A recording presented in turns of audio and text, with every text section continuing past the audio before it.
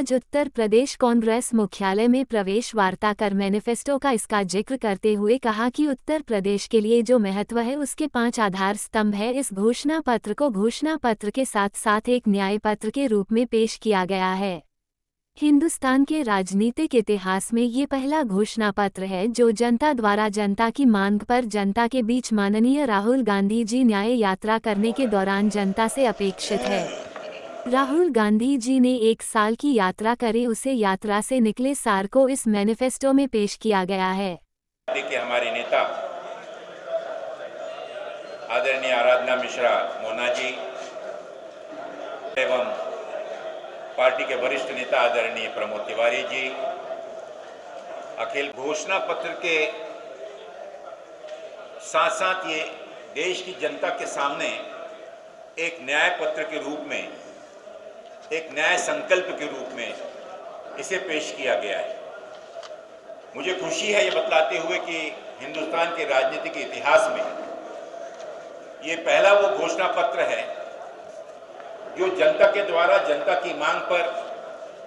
और जनता के बीच पिछले दिनों माननीय राहुल गांधी जी ने जो 10,700 किलोमीटर से भी ज्यादा की जो भारत जोड़ो यात्रा की, जिसके दूसरे चरण में देश की जनता को न्याय दिलाने का संकल्प लेकर उनके बीच जाकर युवकों के बीच, किसानों के बीच, हमारी मातृशक्तियों के बीच और साथ ही साथ देश के पिछड़े और कमजोर वर्ग के साथियों के साथ इस यात्रा के दौरान जो उन्होंने महसूस किया, उनकी भावनाओं को जानकर और उनकी जरूरतों को और उनकी आशाएं और अपेक्षाओं के अनुकूल ये मैनिफेस्टो जो है, जो कि एक गारंटी के रूप में, एक आश्वासन के रूप में और इस देश की जनता को उनके अपेक्षित न्याय दिलाने के उद्देश्य से ये न्याय पत्रिका तैयार की गई।